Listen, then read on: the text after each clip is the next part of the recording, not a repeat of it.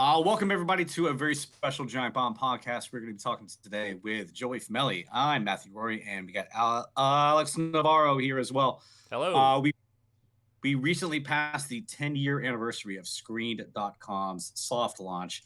I figured it'd be a good idea. Maybe talk down the episode a little bit. Talk down the 2 years of Screened.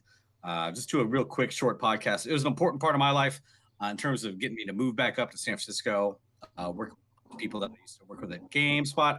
I had a really great time, and it felt like it would be a shame to let that 10-year anniversary pass without commemorating our mutual experiences in some way, shape, or form. Thank you all for joining me today.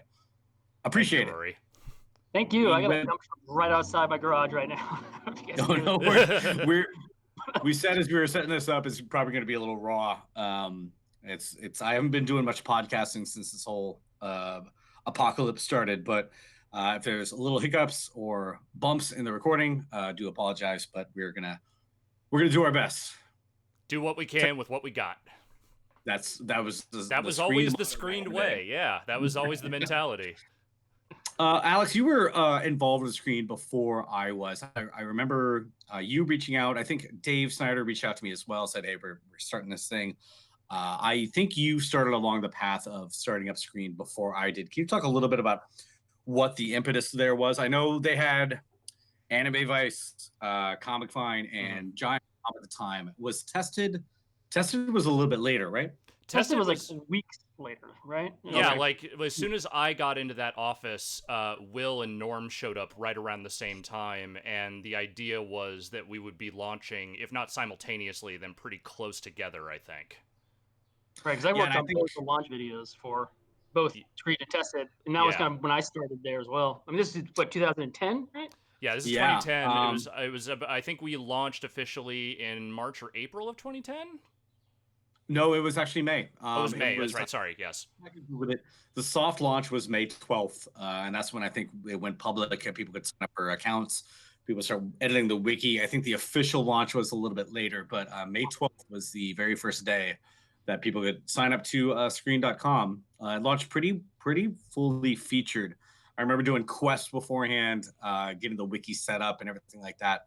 And immediately, as soon as we flipped the switch, there was a huge amount of just the power users from Giant Bomb just kind of came and started populating everything. So I remember, Alex, you kind of vetted me. We worked together at GameSpot, but how did you get pitched on? You were in the Bay Area, right? I forget. Well, no, I was still in Boston initially. Okay. I had moved to Harmonix post GameSpot. I was there for a little under 2 years. And I remember, so the way I remember it is that in, I'm going to say November or December of 2009, I got an email, I think from Jeff, being like, hey, we're talking about doing this film website here at Whiskey.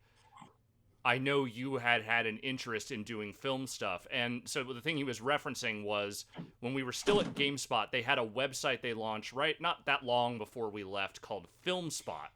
I don't know if anyone remembers that. I'm not sure anyone... I do not. Yeah, I don't know if anyone at CNET even remembers it. But I remember they launched it because they wanted to have a film vertical to go with like TV.com and all that stuff.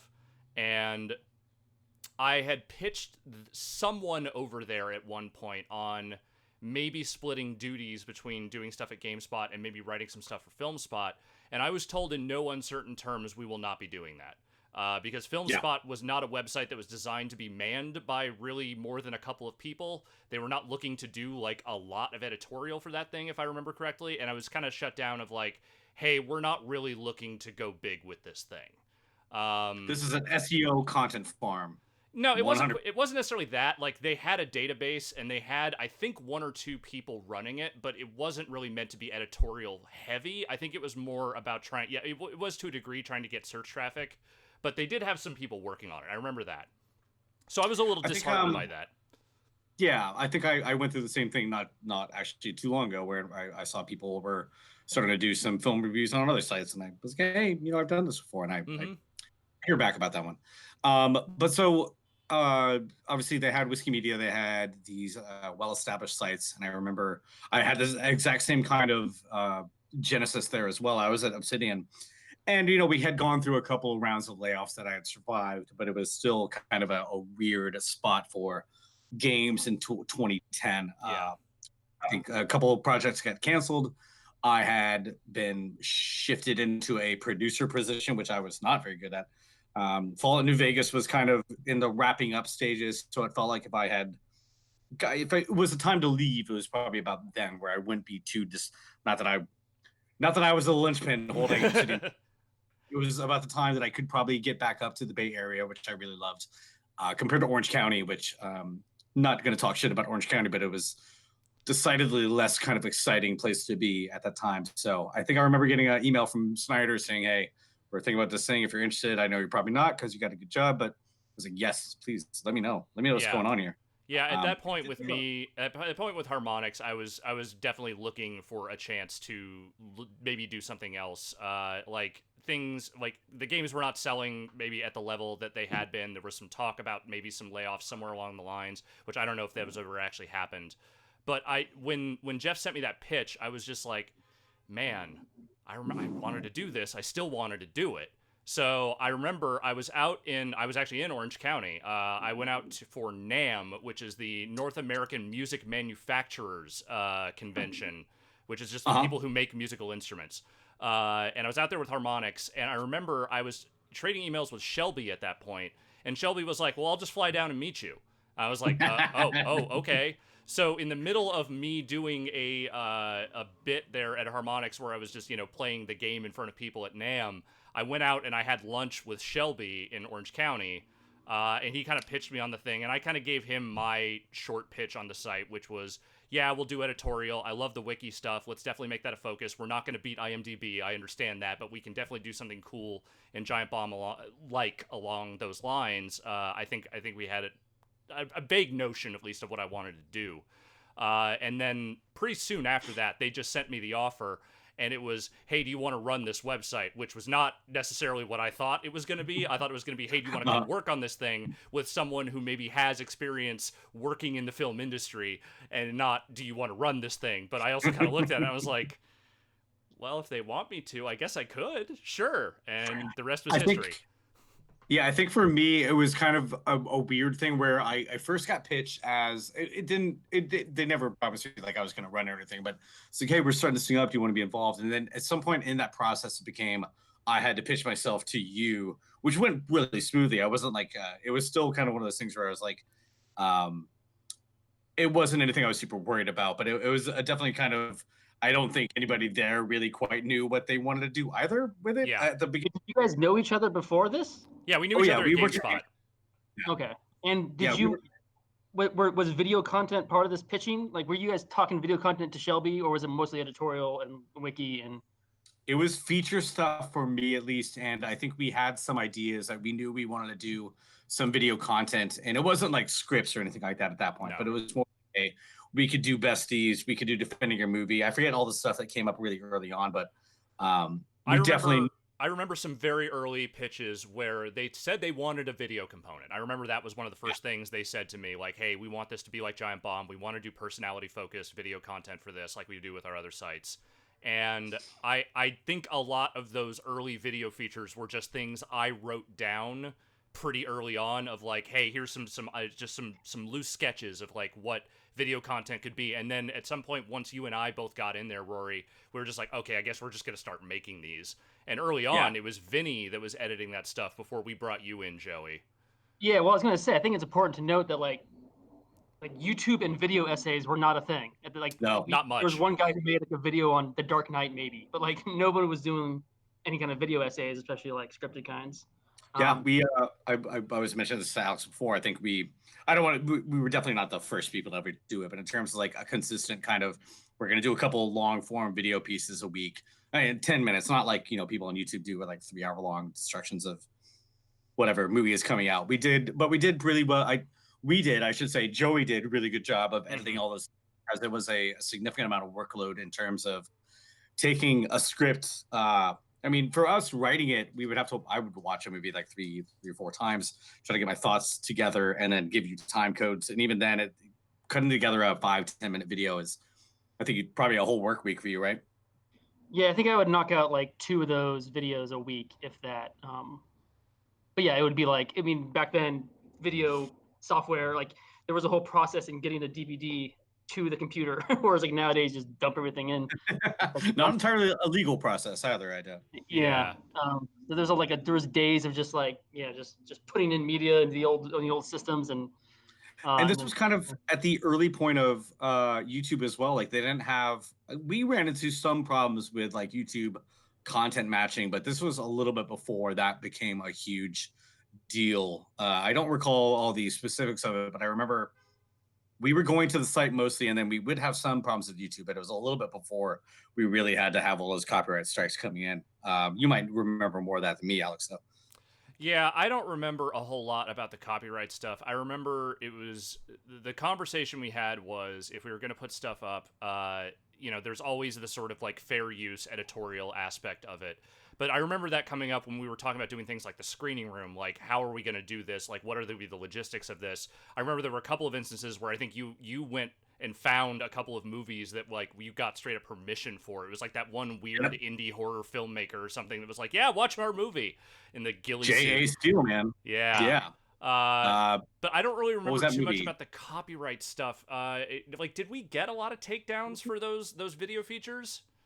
I think we did. I remember getting some for screened, and it was never. I mean, it was obviously fair use, but I mean, YouTube being what YouTube is kind of fire and forget. Just kind of we're gonna take everything down. So I It was think also they're very different back then because now it's a much more automated system and a much more automated process. Whereas back then it was literally like, hey, if we get a copyright strike, you're out. We definitely had some. I think there's still some on the Giant Bomb YouTube channel as well. That now that we're a little more protected on this kind of stuff, but I definitely do remember having some fraught kind of conversations like, does this go to YouTube? Does this only live on the site kind of stuff? Because it was such a wild west back then.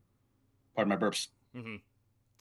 Yeah, I remember our big thing was just never use any music that's not licensed. And like that was our big thing because of the way the automation, like they would pick up on certain like musical cues or even with movies now. YouTube, that's I want to say early YouTube was more music oriented in terms of takedowns than it was definitely. But so we started. I remember getting the offer as well. I moved back up to I moved into the inner Richmond and we started commuting. You, me, and who else was coming in on the car rides? Just you and me for the most part. But I think we were taking over some people from the cities at Sausalito a few days ago. Lived over there as well. Who was that? Well, didn't Vinny live? Wasn't Vinny coming with you guys, or was he a bus guy from inner Richmond? I forget. I think he was busing. I think it was like. Was Ryan living down there at that point, or was he back in Petaluma? I think he and Jeff were coming in at the same time.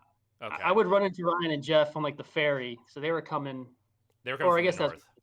Yeah, they would drive down and take the ferry the last little bit. I remember that too. It might have been Brad then, because Brad was definitely living around there. Yeah, that might have been it. It was kind of an inconsistent carpool, but I really did enjoy working in Sausalito. The offices were not made for what we were doing at all. But Sausalito, for the most part, was early days. I think we moved to Front Street around the same time as the site launched. I want to say we were doing a lot of grunt work, trying to backfill the site before it went live with content before it actually went live. So I think we were only in Sausalito for a few months before we actually moved. It might have only been like 2, actually, because I remember getting to Front Street pretty early. I remember a lot of that early grunt work. I remember us writing a bunch of stuff just to kind of fill out the site. I have vivid memories of moving to San Francisco, sitting on an air mattress because none of my furniture had showed up, and just writing reviews of movies from the previous year that I liked because I wanted to have some stuff on the review page. In just this empty fucking apartment that was not the best apartment. It was fine. And that's my vivid memory of those early days. How'd you get started with whiskey, Joey? I know you said it was about the same time that you were working for Tested and Screened at the same time. Were you? Yeah. So I was doing a lot of like freelance. I was working like a part-time job and then also doing a lot of freelance video stuff here and there, mostly like in the music video, I guess, metal world. Mm-hmm. But I just got done with like a 2-week stint of like doing this like world tour in the States with Metallica and Machine Head, doing their video like they're doing like a documentary series there. And I remember getting back, and I remember thinking like, I think it's time to like. That was wild. This is fun, but like the freelance work, especially in the North Bay, is like it's too unreliable. Like I'm gonna get a finance job. I had a finance degree, and then I remember talking to Ryan because I knew Ryan from mutual friends, and he was talking about some like 2 video folks that they just hired in, and he was like, oh, if I knew, I would have put a word in for you. I'm like, oh, no worries. And then one of those guys apparently didn't work out, and so Ryan asked for my resume and basically passed it on to Vinny, and I just sat down with Vinny. I remember Vinny being like, Vinny saying, "Oh, you went on tour with Metallica. That's perfect for E3." I'm like, "The fuck does that mean?" Our events are very much like that. You wake up, you're doing these late nights, and you're shooting. I'm like, "All right, sure, yeah, that sounds great." And then yeah, within like the next week, I was kind of in on like a temporary basis, temp to hire. But that's kind of like yeah. I mean, I was getting my bearings, like learning everybody's relationship to each other, learning everybody because it was kind of a there was groups of people coming from the same areas, right, with like GameSpot and CNET, and Yeah. just understanding that organizational dynamic and culture. And then just, I remember not really feeling like, all right, where do I exist here? Working with Tony from Comic Vine and Sarah and them, and then both you guys and Tested came in at the same time, and I think that was really good for me just to like dip my toes into everything and kind of get a like I helped you guys with your launch videos after Vinny established a style. Um, I think Ryan was doing This Ain't No Game at that time, Yeah, right? yeah. He was. That like again speaking to like there was no like video essayists out there. That was kind of my reference point. It was like, okay, let's use that as the reference as we move forward with screen stuff, and then helping the Tested guys with condom camera videos and whatnot. God. It's like a regular Friday night for me. But yeah, It's after all that, kind of Sorry, good. go ahead. it was just after that. It was just yeah, just I helped you guys, helped Tested, and then came back over to you guys, which I think was good to have like a almost like a permanent home, and still be like a paratrooper for for the Giant Bomb guys for E3 and events because I really liked doing those events and stuff, and then coming back and doing screen stuff. So It was really fun. I remember. So Alex was running the. Oh gosh, I'm sorry about that. If that came through, I forgot to close down my sprint planning. Oh fuck, I have a meeting right now. No, you Oh don't. well. Sorry, no, I don't. I totally forgot about that one. Oh my gosh. It's fine. They'll work with that. It didn't pick up. Don't worry. Good. What was I gonna say? I remember Alex ran the site for a year or so, and then I think you wanted to do more Giant Bomb stuff. You also moved back to New York at some point during the screened era. Am I wrong? Yes. About halfway through. It was yeah. So it was at the tail end. I think it was like December 2010 that I came to. So the short version is while working on Screened was a ton of fun, and I was really enjoying the stuff we were making on the site. My personal life at that point and my mental health at that point was deteriorating to a degree that was necessitated a change of both scenery and focus. And so at that point in my life, I had just been diagnosed with like depression and anxiety disorder shit. And I was also like trying to rekindle a relationship that had more or less, kind of fallen by the wayside, which is the relationship I am currently in. And so I needed to make a change. And at that point, I remember I pulled you into a room and I was like, I'm not gonna be able to run this site anymore. How do you feel about taking over that role? Yeah, I was ready to. I was talk about weird full circles. I remember coming to whiskey being I'd been OC for like 2 years. I was overweight and kind of not in. It was a weird time for me, and I came back up and I started biking a lot more, and I was getting jazzed up. And I all I can say that, and I think probably for both of us, running that site was as hard as I've ever worked in my entire life for sure. Yeah. I mean, it was rough the first year. The second year was more trying to wrestle freelancers. We had some really good freelancers too, which I should give some shout outs we have some current Giant Bomb moderators or freelancers over there for features and things like that. Excuse me.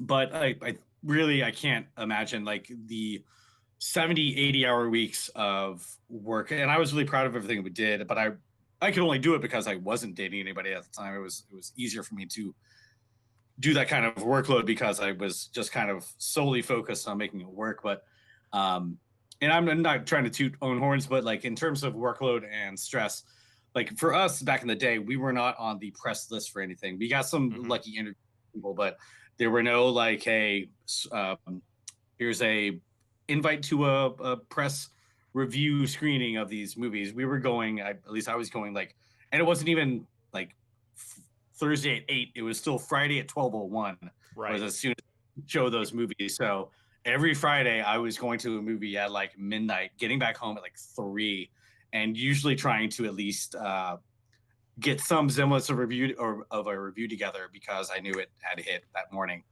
So every week for a year, if you can imagine that, like it was, a good 10, 12 hours a day, especially the second year, like the entire, like 7 days a week. I was definitely working like 80 hours a week. So um, now I don't do anything. It's great.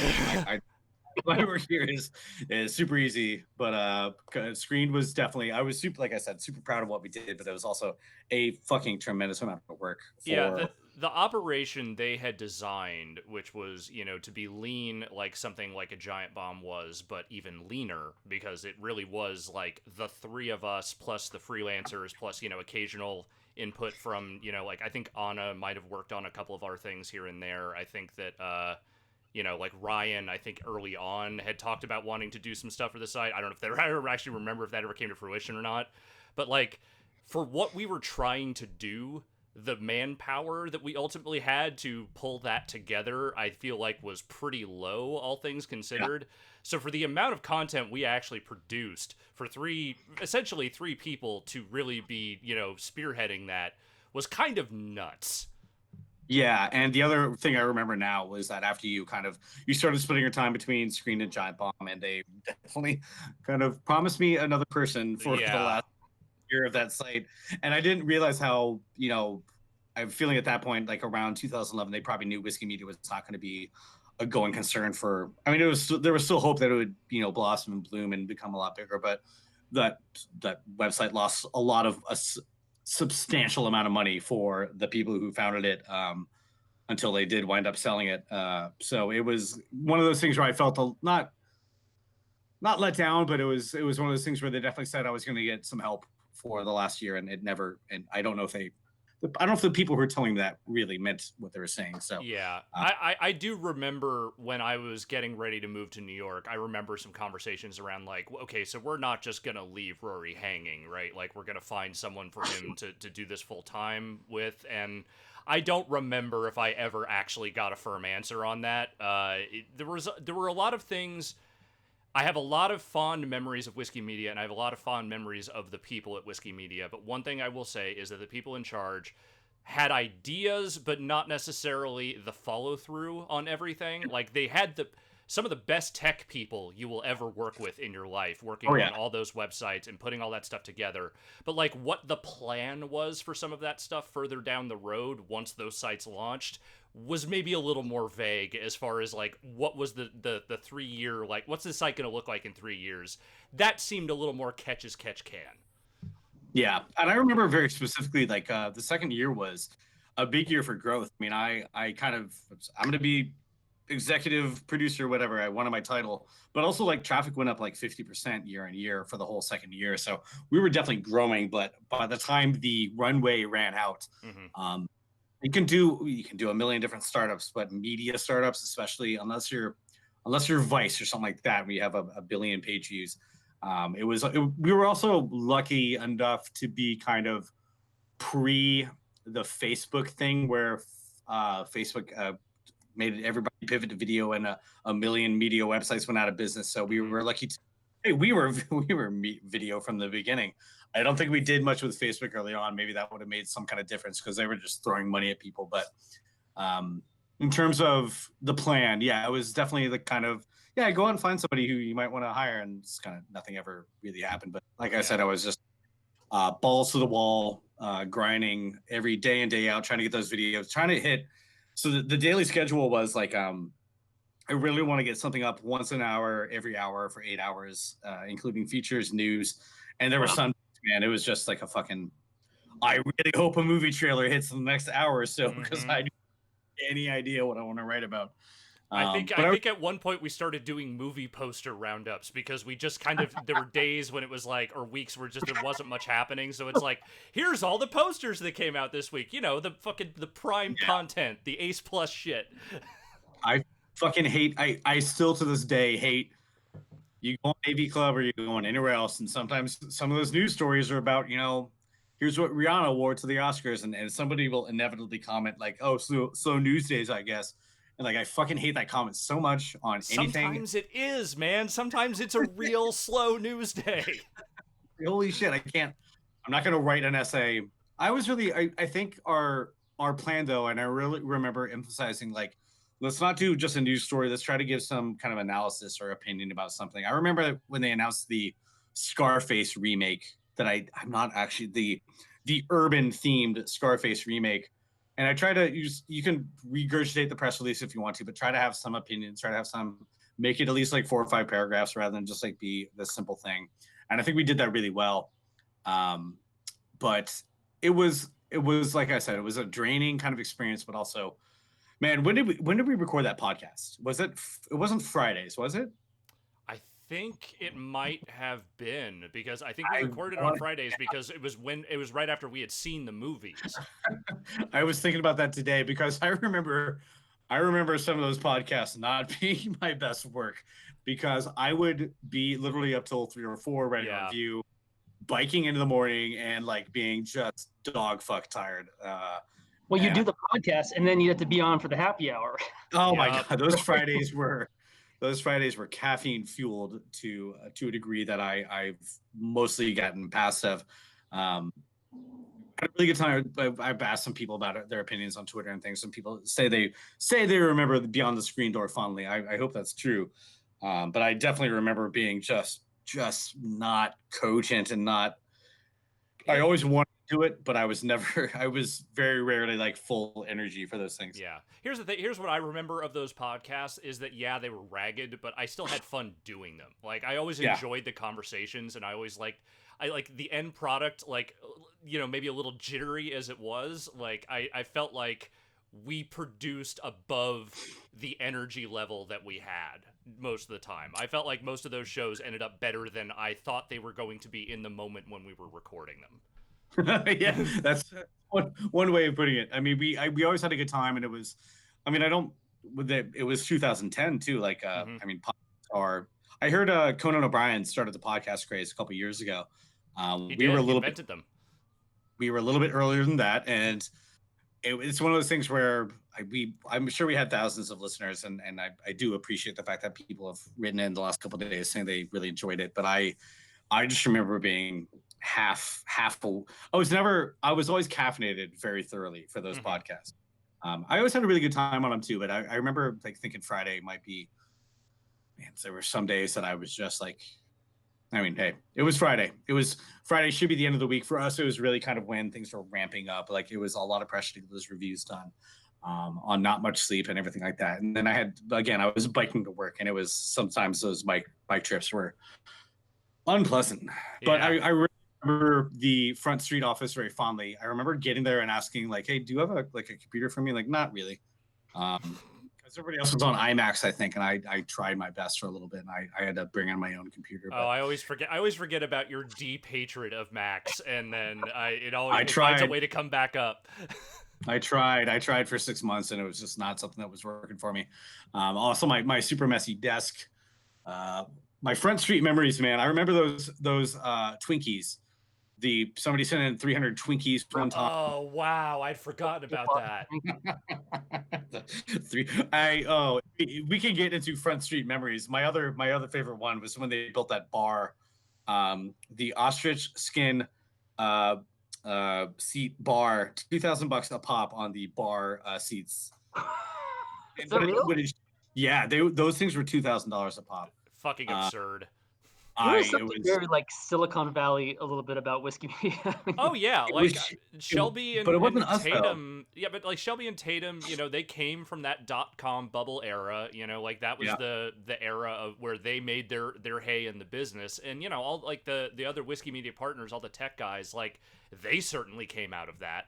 So, if Yeah. you've got a guy like Shelby who's willing to, drop some coin on some cool shit for your office, like, that's just how that ends up happening.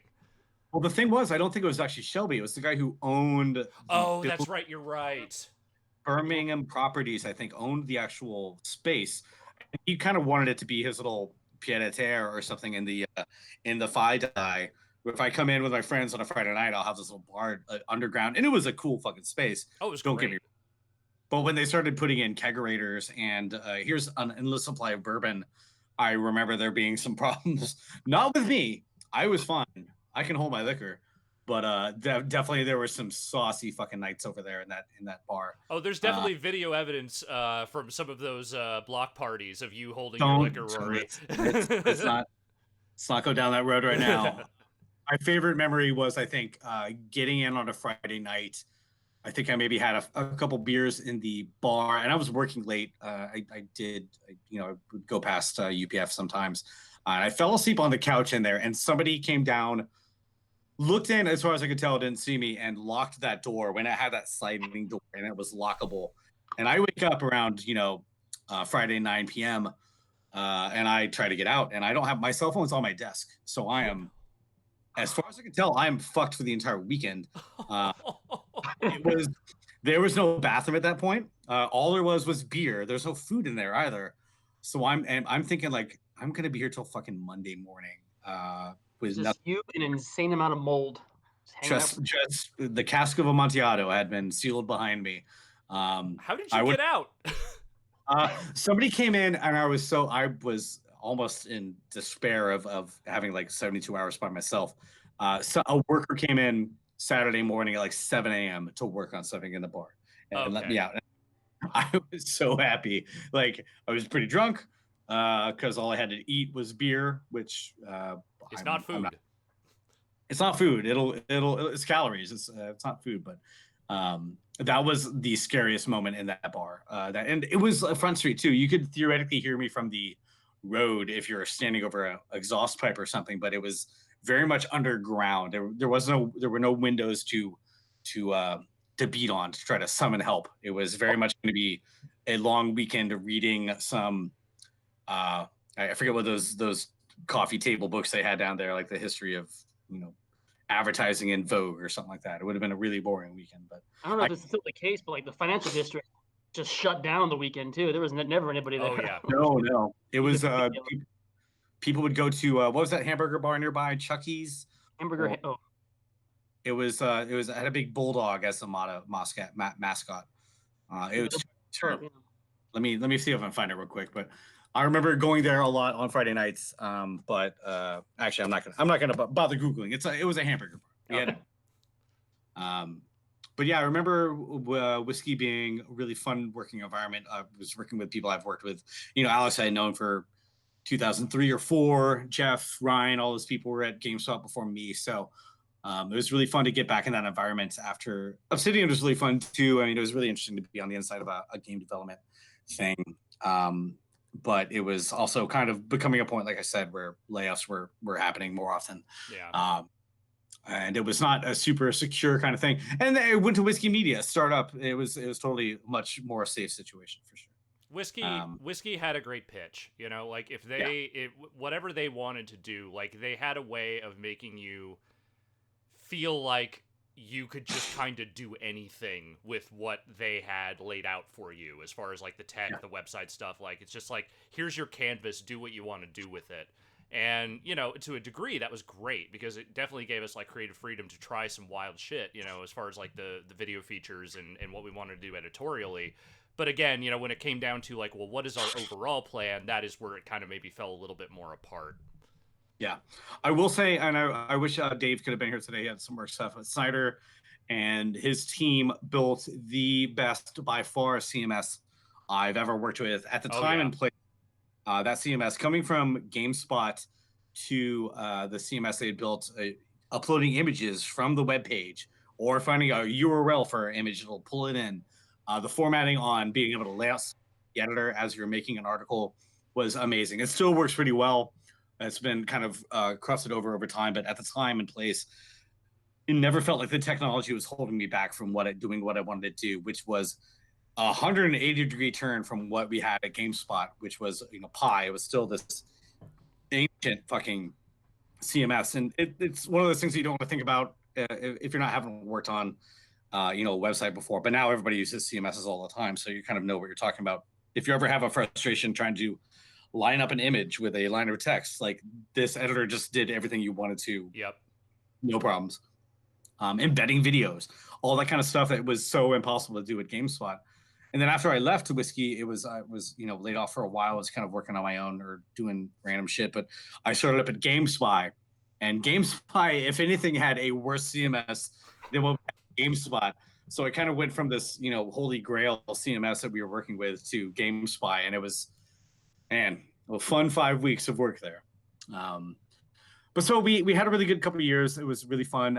I think at the end we kind of got to a point where I think the money was kind of running out. I know Shelby was running through a lot of his capital. I mean, that dude has a lot of capital to run through, but he was not making money, and it was kind of a thing where they were trying to find a buyer for it. And I remember being very sad when they said that Screened was going to be picked up. I mean, fucking remember the company, some dumbass LA people who did nothing. But they decided to keep Screen going with other editors, and I was not going to be kept around, which I remember being very sad about. It was something that I worked fucking a shitload on. Yeah. And it was just got laid off. I got a very generous severance. I got unemployment. I had from going to working like 80 hours a week to working 0. And I was like, unemployment in California is very generous. Even today, it's like $450 a week. I was basically making my salary back or almost all my salary back on unemployment. Plus I had the severance. I had a wonderful 9 months after we got laid off, or I got laid off. I started staying up until about 8 a.m., sleep until about 4 p.m., played video games for 9 months straight. I met Yolanda in the middle of that layoff. Like, how many people can be there? I was laid off and she still wanted to date me. So, but it was just a great year after I mean, being laid off was no fun. You always feel like you had some kind of would have liked to be involved at some point. The other memory I have about this whole era was that I went back like 5 months later. I posted on the forums like, "Hey, how's everybody doing here? I hope things are going great on Screen." And one of the ladies from whatever the company was emailed me, says, "I think you're distracting from the new editor's ability to do their jobs when you come in like this, and I don't think you should post anymore on the site." Wow. I don't think I even responded. I was more laughing about it than angry about it. Like, all right, well, fuck you then too. But that's, I mean, that's like the perfect summation of like what ended up happening with that website when all was said and done. Yeah. And I did not to get too far down the weepy rabbit hole, but the fact that they eventually fucking deleted the entire site is still one of the things that I'm most like not bitter about. It doesn't affect me too much, but as an editor, as somebody who wrote and Joey, all your stuff was on there, all of our stuff, that is important as something that you have for a resume. That is important for something you can point people to say, hey, we did really well. These got so many comments. And to have that all now fucking vanish into the ether, it like movie, it redirects a movie phone, which I'm gonna get cursing more and more as I tell the story.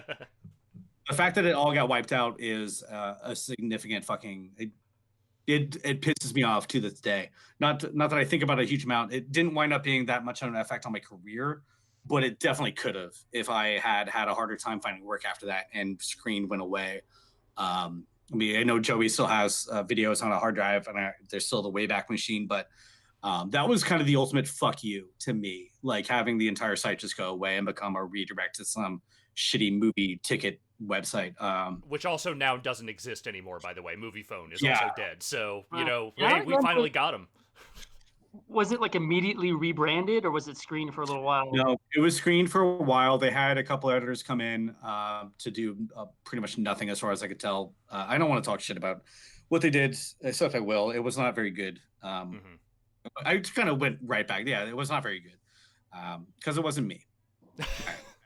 That sounds very conceited. There's definitely like, I don't know about you guys, like the last 3 months at Whiskey, like it wasn't talked about, but I can definitely sense something in the air. Like things were, like long-term things were talked about less.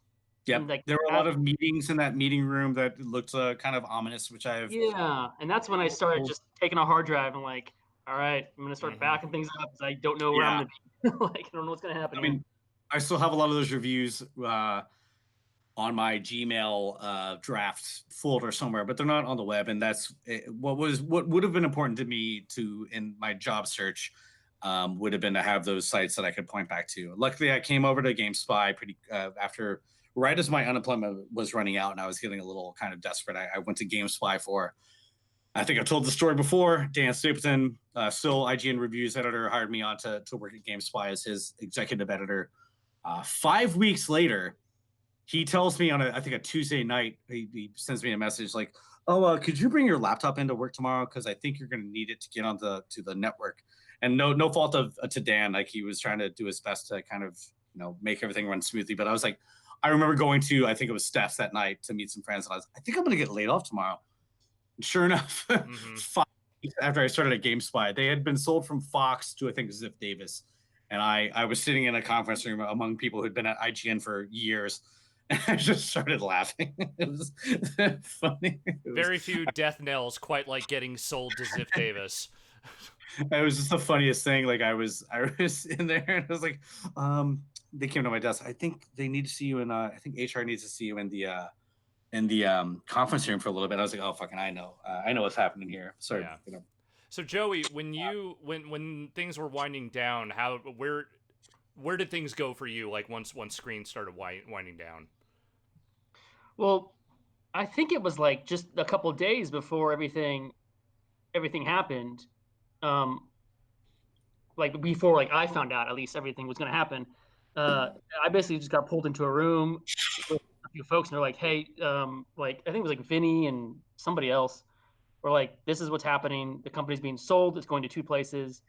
CBS is going to take back GameSpot, and this company in LA is going to buy Tested and Screened, and they're going to try to maintain Tested. Um, and I think he kind of just gave me the like a roundabout way of saying like Screen's going to be gutted. Like Yeah. there's nothing going to be nothing left. So you can either, if you really feel strongly about uh, trying to go to CBS, or if you do Tested with, we're working with the Mythbusters, and if you want to like continue doing content there.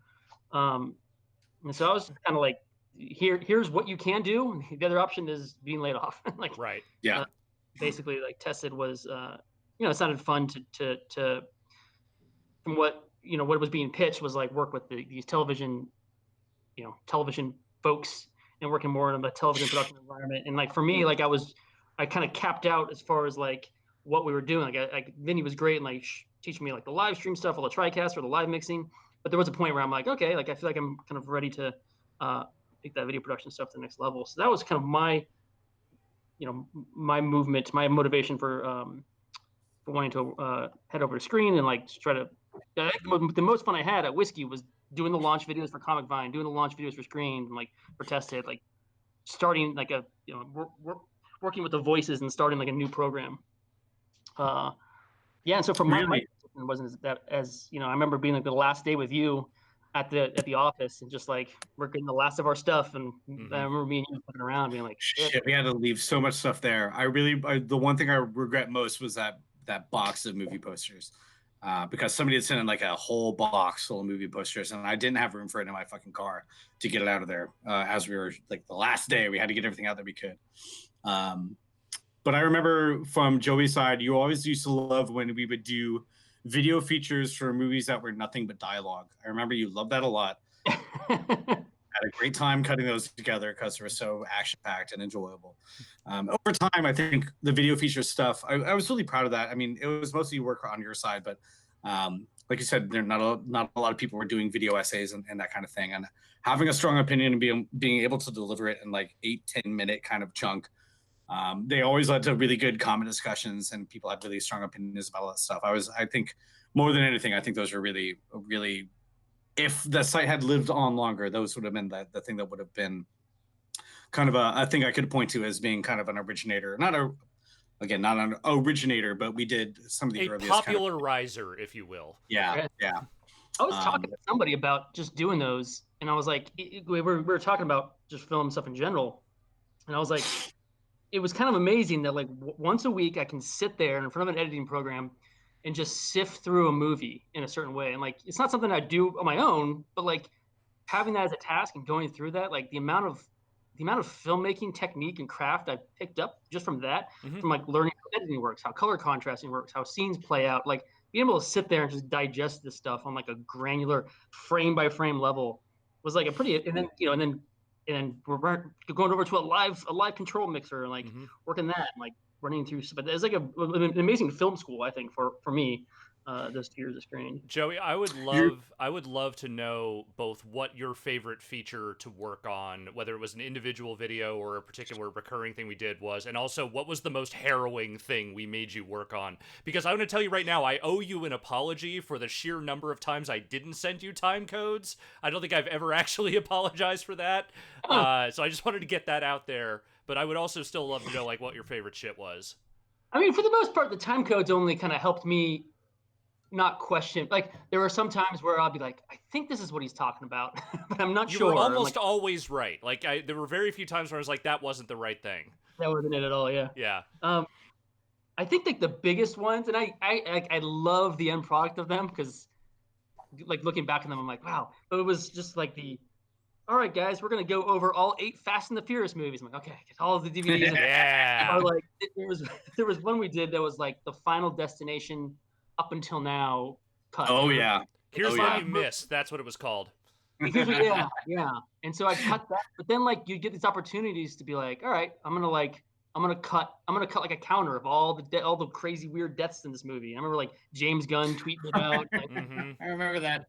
you find- Some of the other favorite thing was I believe one of our freelancers wrote something called Mr. Spock Space Wizard that Leonard Nimoy found out about and tweeted about too. I remember that freelancer. I totally forget his name. He wrote the most interesting stuff. He was super talented. I think he worked for the CIA or something like that. He always had interesting stories to tell. We had a really interesting freelance crew for a while Yeah. there. It was like Eric Pope, who I worked with at Harmonix. There was a guy who was an intern, I remember, who did some freelance writing for us. And then there were like a couple of other like, you know, free-floating names that I feel like just kind of came out of the ether, but like were good. Was Wes Fenlon part of the freelance crew? Yeah, he was a Comic Vine guy or an anime vice Tested. president. Tested. Yeah, he came. Yeah, tested. Yeah. There were a bunch of people. It was very cross-pollination kind of stuff going on in that basement. We had some really good stuff, and I was really happy. I really enjoyed working on features as well, but for the most part, I let the freelance just kind of take the written stuff. We had the theme weeks that we tried to do, matching up to movies that were coming out, and it was just a whirlwind of trying to get people paid and trying to get everybody working on a deadline too. So, if you guys have any more anecdotes, now might be the time to say them. Otherwise, I think I'm going to try to get some Twitter questions before we wrap this up. But have any last minute kind of stuff? Not really. Besides, I love you. I will say that, you know, for my part, I think actually the Here's What You Missed features were probably my favorite ones to work on too, because it was like they were encompassing in a way that some of the other stuff wasn't. Like, I like drilling down on one specific movie, but it was also really fun to just try and come up with 3 sentences about like the 7th Hellraiser movie. Like that was always a fun thing to write scripts for. And oh you know, my God. yeah, I was doing that edit in like nightmares. Like I was like having visions of like blood and this is. So you and Vinny can relate on that, because I made him do that Nightmare on Elm Street one for the launch, and I remember that really messed with him for a while. But yeah, I really like those features. And I will say, just for my part, like writing movie reviews was really fun. Like I really enjoyed doing that. I really enjoyed the editorial aspect of it. And as much as going to bed at 3 a.m. with like a half-written thing and then trying to make sense of that the next day kind of sucked, I really did enjoy just the editorial process of all of that. Yeah, and I remember very specifically the grind of it became not so much about the great movies or the worst movies. Like I hated the movie Grown Ups, but I enjoyed writing our first 0-star review. Stuff like that was at least when you have that passion and you like, I fucking either hate this movie or love it so much that I really want to write about it. It was the endless string of like 2-star, 3-star movies that were just kind of whatever, the grist for the mill. That was always the toughest stuff to get. Get back home at 3 a.m. and like, okay, here's whatever the newest Adam Sandler comedy is that they were mostly, but there were so many of those kind of what was that awful Zoe Saldana movie. She was an assassin. I forget. I do remember the movie you're talking about. I don't remember what it was called, but I do remember that movie. Exactly. Imagine having to get down and get jazzed up about writing those reviews day in, day out. And you wrote a lot more back at GameSpot than I did. I was more features, guides. So for me, going to a mindset of having to be critical about things that were not worth thinking about every week was very difficult. But it was also I grew a lot as a writer coming out of that because at GameSpot, I was very technical kind of oriented, and having the ability to write features and reviews definitely made me grow as a writer as a bunch. So same. it was nice. All right, I'm gonna take a few questions from before we get into that though. The people who have asked what features we remember the most. I remember the things that kind of went a little viral, like the Tom Cruise running Supercut, which yes, and also the endless loop of Meet Joe Black, where Brad Pitt's see that pop up I've every seen now that and I still see it. to this day as a GIF. Nobody knows where it came from, but that's Joey Fameli's ace editing work back in 2010. Something All right, I'm about gonna take this crew of people, like the larger encompassing whiskey group, just churns stuff out that just has this weird staying power on the internet, even if no one knows why. I would love for that's one of the reasons I would love for Screen to still be up, especially the video content. But it was a moment in time. You had to be there. Yeah. If you weren't, you'll never know what we're talking about. But I do want to thank, before we get to the questions, I do want to thank everybody who ever came to the site. And honestly, my opinion of my own efforts at the site are probably, I always am not my worst self-critic, but I always find a lot to criticize of my own effort and what I do. But for people who have come and said they have fond memories of the site and remember reading it and chipped in, whether it's wiki editing or comments or anything like that, it's always been a shining kind of memory of me for me to remember the people who thought that that site was worth reading every day or every week. And that's I want to thank anybody who might be reading this now, because that was kind of what kept the money helped, but the feedback, we're enjoying what we did and did enjoy what we did back then. It's always been a kind of a we had a really good, positive, helpful community. Like, I mean, some of that was definitely, born out of what Giant Bomb had started to build, and what Comic Vine and Anime Vice had.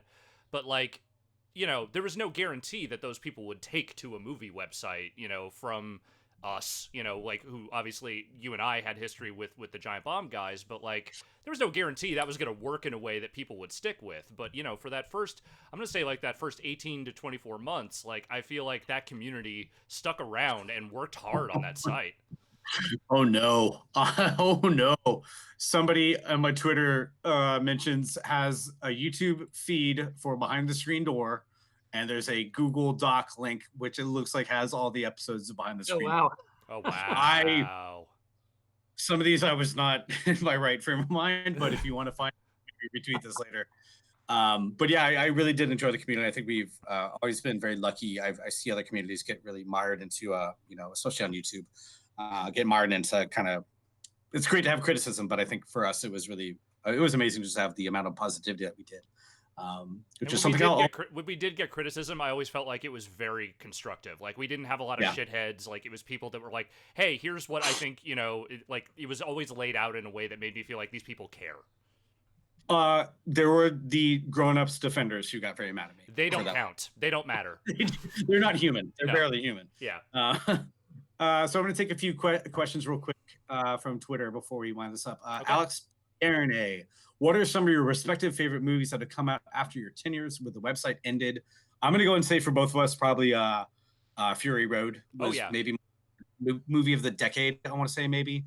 There have been some other really heavy ones too. I think my 5-star reviews, like I've kind of gotten out of being super. I wish I had the excuse to go see stuff like Incendies and I Am Love. I don't really go out to kind of the more artistic movies that I really enjoyed being challenged to buy back in the screen days. I'm very much kind of a surface level, more entertainment focused kind of guy. But for me, Fury Road was such a transformative kind of experience in the theater. I remember you tweeting about it too, Alex, when you came out of that movie. Like, I think you went in like, I don't know how this is going to be. And you, oh my God, this is fucking amazing. Yeah, I remember I went and saw that, and that I 100% agree. That is probably my movie of the decade as well. I'm sure there, like you, I have not consumed film maybe on the level that I did when I was working for Screen, but I've tried to stay as abreast of stuff as I can. Just to name a few like recent favorites, I really liked Hereditary. I've gotten pretty Mhm. deep into like a horror hole over the last few years. Like I've been watching a lot of fucking horror movies. But I really loved Hereditary. I like The Lighthouse a lot, which came out last year. It's a really good, weird movie. Um, yeah, I don't know, man. Like, I just, there aren't necessarily a ton of things that speak to me. Like, I have not gotten deep into the Marvel universe, maybe the way that, like, a lot of other people have. The superhero stuff, like, when it's good, I like it, but I'm not invested in it the way maybe a lot of other people are. Kind of the same with, like, the Star Wars stuff. Like, I think some of those new Star Wars movies are good, but they are not really, like, a thing I am in any way rabid about. Um, I yeah, will say one more that before I forget, sorry to interrupt, but before I forget about it, I've been writing my best of 2019 media stuff, but the Deadwood movie on HBO was, for people who like the Deadwood series, if you haven't gone back to that movie, I thought it was supremely well crafted and elegiac. And if that's going to be David Milch's last thing that he does, because it probably will be, I think that is kind of a perfect encapsulation to that whole series. I don't know if you're a big Deadwood fan, either of you, but that movie was really special to me. Yeah, Joe, I should visit Deadwood. I was thinking about. I saw the movie and I'm like, I haven't seen the show. I should watch the show. I have time now. the show's fantastic. The movie makes more of it's more of a capstone than something to get you started with the series, but it was definitely something that I found really moving. How about you, Joey? Though you have any favorites in the last like 8 years? Oh man, I mean, I hate to just reiterate Fury Road, but yeah, I mean, transformative is the right word of seeing that movie in the theater, and it was a similar feeling I got watching 1970 or 1917. 1917. Yeah. 1917, yeah. Again, that feeling of just like pure storytelling through movement and action, and if we were to edit a piece on Fury Road, like that's a movie that I would love to dissect even further. Here's what you missed of the Marvel movies that terrifies me. So thinking of There's 22 movies back and forth. like, I honestly, Endgame. I mean, I go to see maybe 2 movies a year now. Endgame was definitely one of my favorite movies of last year. Like in terms of pure, those guys made paintball episodes for Community back in the day, and somehow they're making the biggest movies in the world. I do. But Joey, you remember we did do a Here's What You Missed for the Marvel movies. Remember? We did one. It was right around the time Iron Man? that Captain America came out.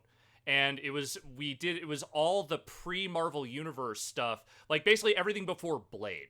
Like it was just like it was the Roger Corman Fantastic Four movie. It was the 1987 Punisher movie with Dolph Lundgren. We did the 1990 Captain America movie. Like it was the really rotten shit. I remember it was only like 5 movies, but it was really like that is actually maybe one of my favorite movies or favorite features you did. And I also did the defending your movie for Hulk, the Ang Lee You Hulk, did, which yeah. and people were like, oh no. I remember people like, maybe I'm coming around to this. Dude, you made me come around on that movie. I was not a fan, but honestly, your argument got me to watch it again, and I kind of see where you're coming from on it. Oh boy. All right, guys, want another couple of questions? Yeah, let's do a couple more. This was something from Mark Humanity Plague with, I believe it was still back around in the screen days. Would you miss being on screen or being more of the front man for a site? Honestly, this is more for me. I think I kind of enjoy my behind the scenes kind of stuff here at Giant Bomb. There's a lot of stuff that needs to be done behind the scenes versus even streaming this whole quarantine thing. I've been kind of hanging back because we have the sale going on, merchandise, all that kind of stuff. I would say I had my moment in the sun.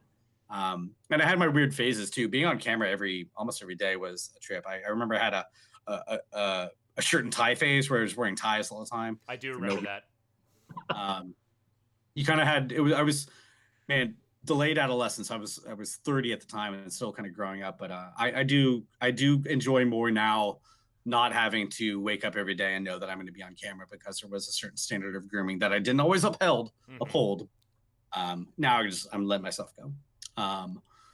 Let's see what else. I was real quick for my part. I will say that before I started doing screen, like obviously I'd been on video and I'd been on podcasts and stuff at GameSpot, but like I had never really been at the forefront of something like that before. Like I was like the primary presence. You and I were the primary presences in front of, that camera when we were talking about everything on screen. And as nerve-wracking and uncomfortable as I think I sometimes felt in the early goings, I feel like working on that website did a lot to kind of like rock tumble the hard edges off of me and sort of the discomfort out of me, to the point where now that I'm back, you know, like when Vinny moved out here in 2014 and we started doing video stuff again. Granted, it was an adjustment because I had basically been in a cave for 3 years just working out here by myself. Uh, I think that brought me to a much better place and made me much more apt and willing to kind of put myself out there again than if I hadn't done that stuff. It really it forced me to learn and get better at that shit. And whereas Joey, star of short films such as Unboxing, Yeah. Unboxing was that the name of that? I was gonna say boxed. I was gonna say like I don't know about you, Alex, but like I did a similar thing down here to the Los Angeles area where I moved away. I needed to change, and I moved away and started working from home. And I've always been a behind the scenes guy, cameras and editing. But like I went through like 6 months, 8 months where I wasn't talking to as much people, and like I was kind of more isolated. And so I started doing tested videos in my garage just because I needed to talk to something. And like we get the camera, and like it has my attention, and now I'm talking. So I'm starting to do more camera work simply because I need to interact with something, even if it's a camera.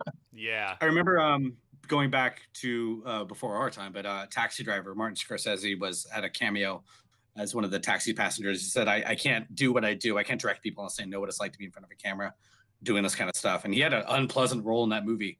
But he kind of said, like, you know, until I do this and I know what it's like to be in front of a camera, I can't really do my job very well.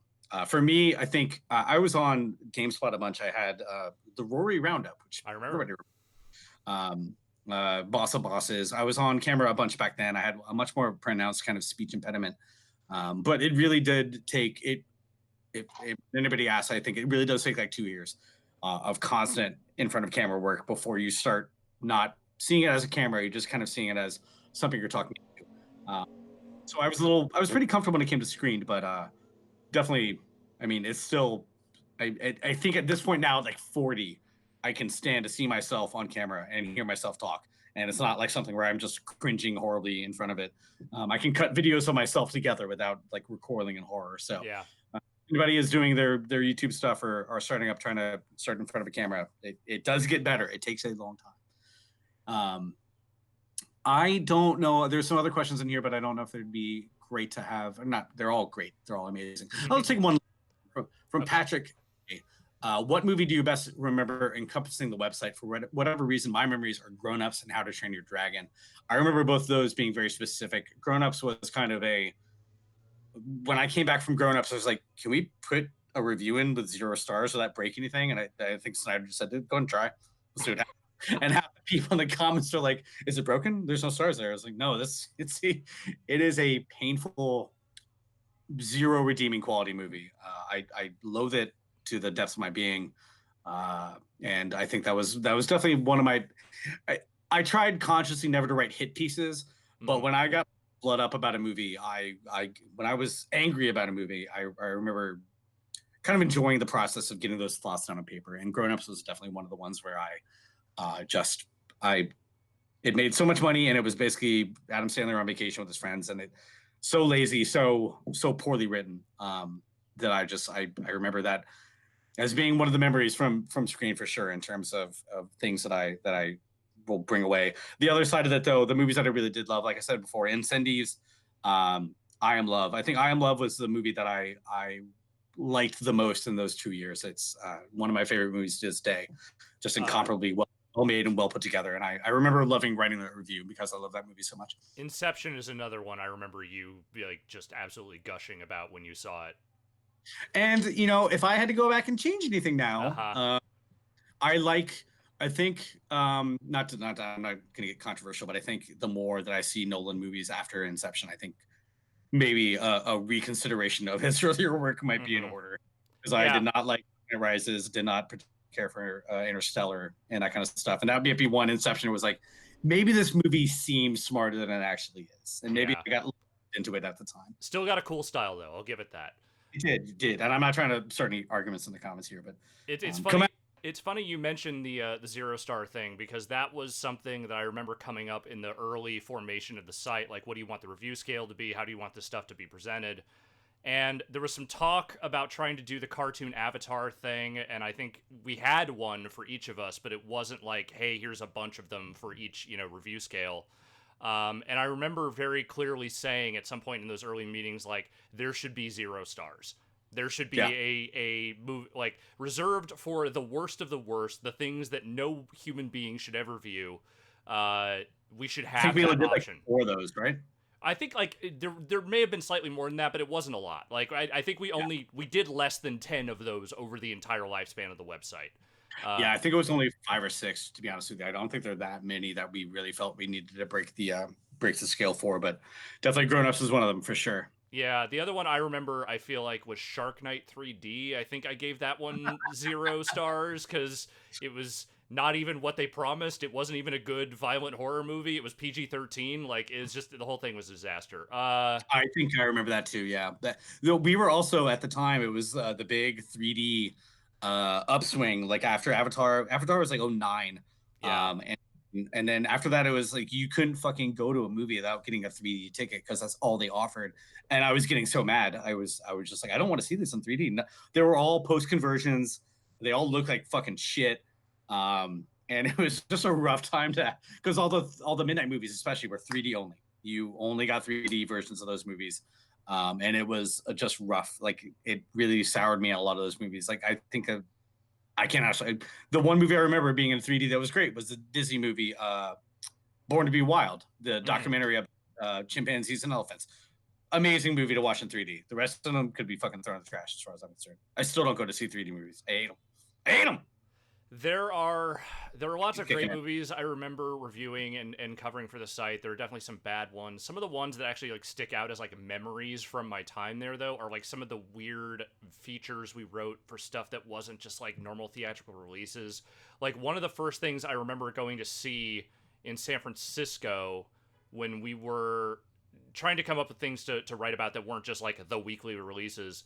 I went to some midnight movie. It was a print of this movie called Gone with the Pope, which was made by this dude, Duke Mitchell, who was like a lounge singer in Palm Springs who had also made a couple of bad mafia movies.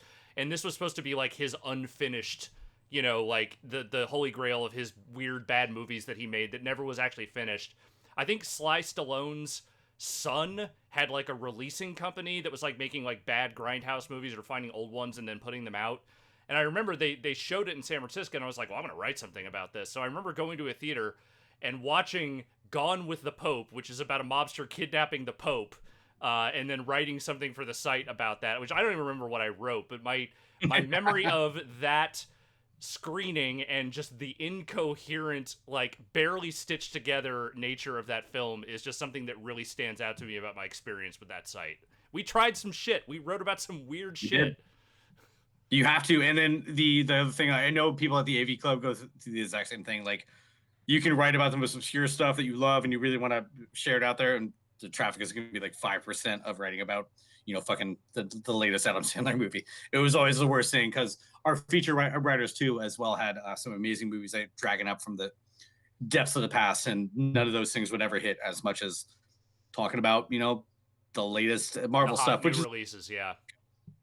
I have to urinate badly, so maybe Okay. we'll wrap this. And thank you all for joining me today. And I hope you got. I got some stuff off my chest. I don't know about you, go. Yeah, me too. Yeah. Yeah, I'm glad we did this because I think, like you said earlier, like Screened was definitely a pivotal moment in my career, in my life. Yeah. It was Me too as well. fun. I mean, I wish I knew. I wish I was able to help more for the big workloads that you had because I was unaware for the most part. No, dude. It was, everything, there was no way around it. Everything we asked of you, like I never had a complaint about. Like I always I felt love like all those you video you more than carried your weight through that whole thing, and I don't think we would have been able to make any of that shit fly if we did not have a more capable video editor. Yep, it worked out really well. I'm still really proud of what we did. It's too bad it's down the drain hole of the internet, but hey, it's it's on my hard drive. I've got a bunch of that shit. I think some of it floated its way to YouTube after the fact, so It's still out there. circulate the tapes. That's what I always say. So the old MSG3K Yep. rallying cry. Well, it's been 10 years. Hopefully, it won't be another 10 before we do this again. When the next time we're all in the same place, we'll raise a toast to the memory of Screened. But Hell yeah. Joining me today, I really had a good time talking about it. Cheers, brothers. I guess. Thanks, everybody.